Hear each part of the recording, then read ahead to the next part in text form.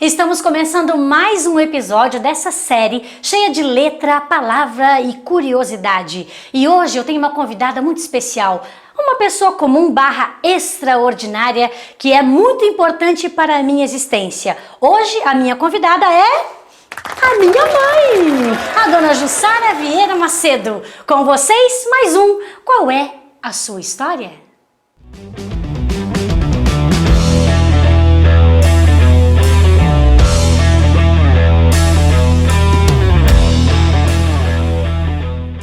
Então, como eu disse para vocês, hoje eu estou aqui com essa pessoa comum barra extraordinária, que é a minha super mamãe. Tudo bem, mamãe? Tudo bem. Chegou a sua vez. Hoje é você que vai dizer para nós qual é a sua história. Eu tenho história mesmo. Tem história? Muitas. Eu quero saber qual foi o livro que a senhora leu ou qual foi a história que contaram para a senhora que a senhora ainda lembra com carinho, ou que a senhora guardou no coração, ou que a senhora lembra. História, eu lembro que nós escutávamos do rádio, da Rádio Clube de Lages, com o vovô Tomazoni, é a historinha que o vovô contava. Mas livro, tô até hoje esperando o livro que a minha mãe disse que ia me dar. Qual era o livro que ela ia te dar? Aquele que abre assim e levanta um castelo. Tá esperando ainda? Aham, que ela disse que ia me dar. É? Aham. Então eu acho que eu fiquei com a herança de te dar o livro, né? Quer Então que eu te pode dê o ser. livro? Claro que eu quero, eu tô esperando. E Então, ela já aí, morreu. Olha o que eu fui fazer. Fui perguntar, agora fiquei em dívida. Então tá, a senhora quer aquele livro que abre, mas quer castelo, princesa, dragão, qual que a senhora quer? Dragão não. Não?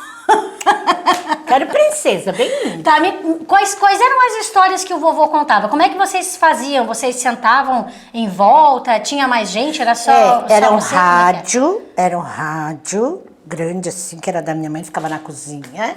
Nós sentávamos tudo em redor da mesa e o rádio ligado, nós escutando a historinha. Era aqueles disquinhos que ele botava no rádio e a gente escutava. Daí era Chapeuzinho Vermelho, toda noite tinha uma historinha diferente. E nós escutávamos antes de dormir. Isso é uma coisa que eu não vou lembrar, né? A gente não tá acostumado com isso. Eu não lembro disso acontecer na minha época. Mas eu acho muito bonito, assim, de imaginar as crianças sentadas em volta do rádio. E aí eu fico curiosa de saber, vocês esperavam? Ou a mãe tinha que chamar, chegou a hora da história? Ou vocês já ficavam esperando, assim, que a história ia começar? Eu ia ligar pra rádio, eu ligava pra rádio, pedia a historinha e eles ficavam escutando eu falar com o vovô Tomazoni. Ah, ligava e falava direto com o rádio? Sim, a gente ligava. No prédio da minha mãe tinha um telefone assim, tipo onde era pra ser elevador, mas não era. Ali era o telefone do prédio. Fora do apartamento? Fora do apartamento. Não consigo nem imaginar, gente, como é que era. Tu sobe assim, tu sabe o apartamento da avó ali? Lá tem outro. E aqui tinha uma porta, não lembra? Lembro. Ali era o telefone. É como se fossem dois apartamentos vizinhos, com a porta uma de frente para outra, só que no corredor entre um e outro realmente tinha uma porta. Então eu nunca soube, gente, nunca soube, olha só. Ali era o telefone, o número do telefone era 475. Eu lembro até hoje. Aí a gente ligava lá pra Rádio Clube de Lages, falava com o vovô Tomazoni no ar. E a gente pedia a historinha. E daí ele selecionava e dava o nome das crianças, tudo, no caso, meus irmãos, né? E se a gente queria dedicar para alguém, a gente convidava os amiguinhos da escola, É mais ou né? menos como fazem hoje com a música, que a gente tá mais acostumado a ouvir, né? Liga lá, pede uma música, oferece pra alguém. Que legal, podia voltar as rádios a fazer isso, né? Muito legal. É porque muito tem bonito. muita gente que não conhece essas historinhas. Hoje só na televisão, mas são historinhas diferentes. E hoje eu acho que as historinhas de hoje estão muito violentas. Tem muita briga, muito tapa, muita coisa. Sabe? Violência mesmo. Inclusive, pica-pau e tudo, tá tudo diferente. E é também por isso que a gente quer aqui indicar livros, falar da importância da leitura para as crianças, a importância das histórias nas famílias, né? Essa história que a senhora está contando, eu fico imaginando as crianças assim à beira do rádio, na cozinha, todo mundo prestando atenção. E não é só isso. Você imagina a história contada. Eu assistia novela de rádio com a minha mãe. Que legal. Tinha a propaganda do Cachemire Bouquet. Era tal que era perfume Cachemire Bouquet, né? E as novelas, meu Deus, passava aquela novela antiga, O Direito de Nascer. Meu Deus, a gente ficava imaginando assim, os passos, as pessoas que estavam falando, a hora que rouba o bebê, que deu. É muito lindo, assim, a imaginação, porque aí você voa, né? É igual livro você lê, né? Exatamente. É como eu sempre digo, porque eu sou professora, hoje estou aposentada, mas eu sempre digo, o livro é um surdo que ouve, é um cego que vê e é um mudo que fala. E ali você viaja, você vai para onde você quer e tudo.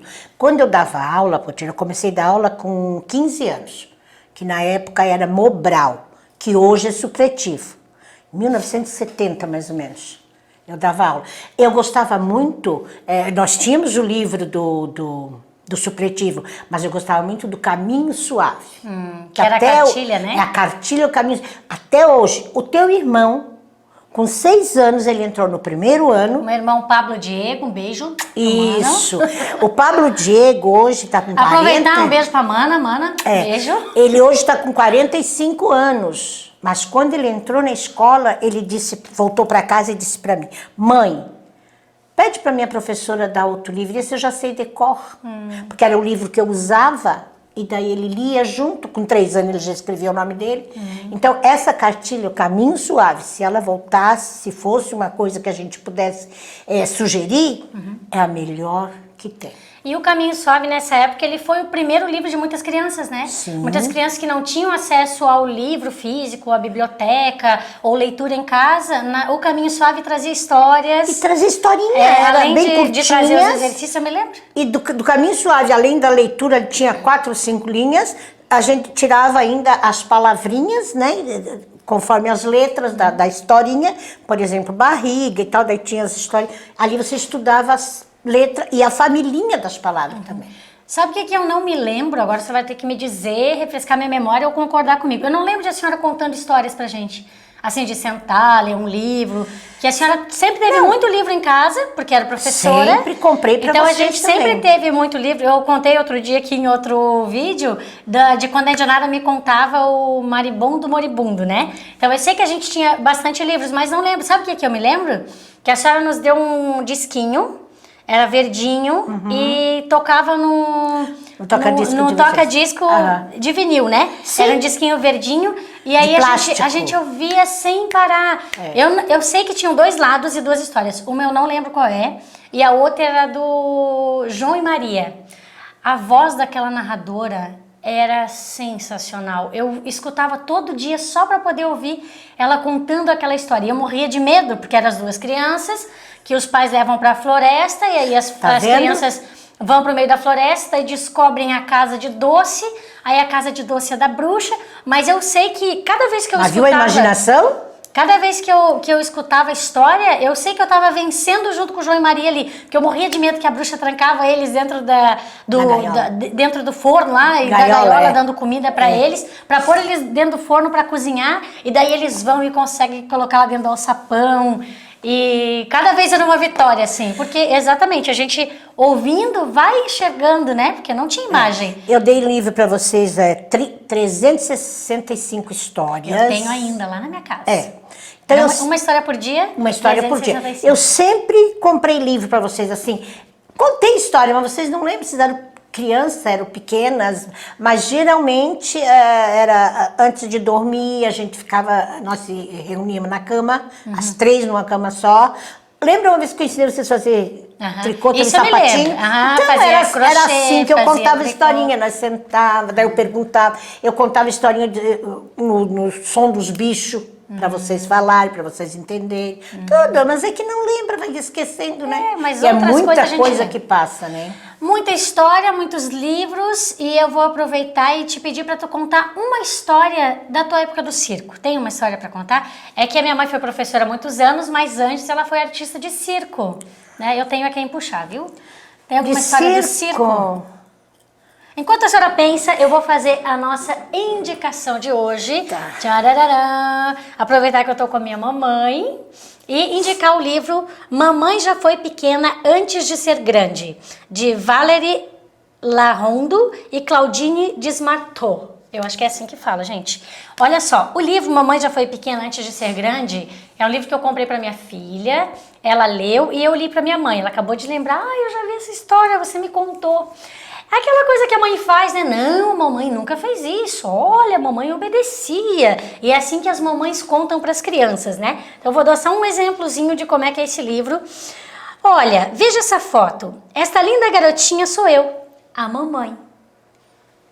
Virando a página, a mamãe começa a contar de quando ela era pequena. Quando tinha sua idade, a mamãe sempre raspava o prato, comia tudinho, não deixava nenhuma migalha. Gente, olha bem a imagem da mamãe, onde é que está a comida que ela disse que ela comia todinho. E assim por diante, você vai girando e vendo uma imagem melhor do que a outra. A mamãe nunca metia o dedo no nariz, nunca.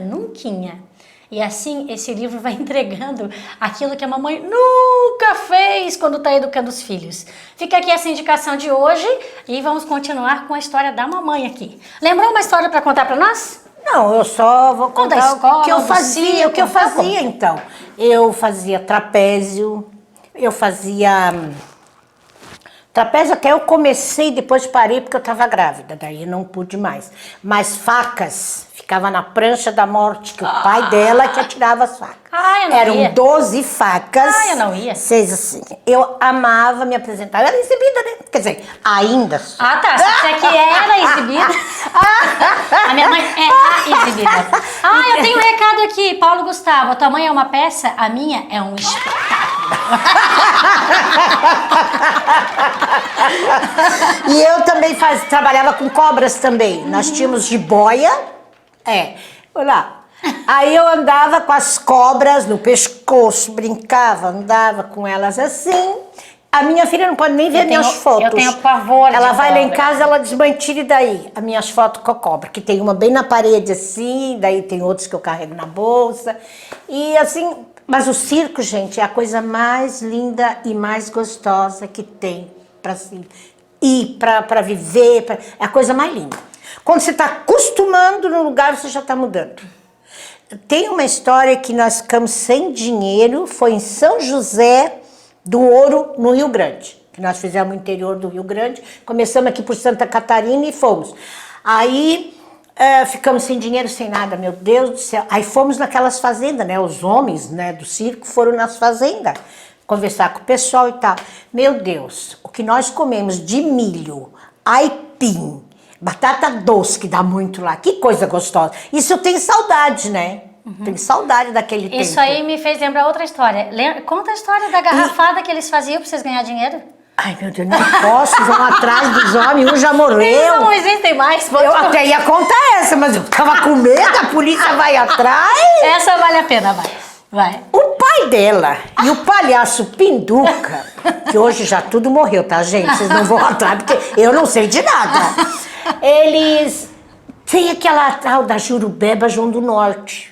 Eles compraram uma garrafinha, tiraram o modelo de tudo, compraram garrafinhas de laranjinha, que naquela época era em garrafinha, compravam 2, 3 engradados, faziam chá de tudo quanto era erva, lá no Rio Grande isso, em tudo quanto era erva, e enchia as garrafinhas, botava o rótulo e fechava com o papel celofane colorido, que era conforme o chá era a cor do papel. Aham. Gente, e eles saíam vendendo, vendiam. Eles voltavam com a mala, o dinheiro era tudo amassado, porque eles iam botando no bolso. Quando abria a mala, aquele monte de dinheiro tudo amassado. Gente, eles vendiam gato por lebre. Era ou melhor, chá. Não, era eles chá, só vendiam que não era. capim fervido por remédio que curava. Então, se você foi curado nessa época, quantos anos atrás? Foi 45 Há 45 anos. anos atrás. Mas foi acontece que quase foi a Jurubeba. tua fé. É, a fé. A tua fé que cura. Depois diz que não tem fé, tem que ter fé. Tem fé. Pode tomar água que cura, Agora, mas só, também eu só tenho uma mata. pergunta. Era tu que fervia as matinhas pra Não, beber? não era eles. Olha. Naquele tempo era os homens que faziam todas essas coisas. Nós éramos só artistas. Nós dormíamos, nós descansávamos. Nós fazíamos pão, aí nós fazíamos essas coisas de mulher, né? Mas essas coisas eram dos homens. Era muito engraçado.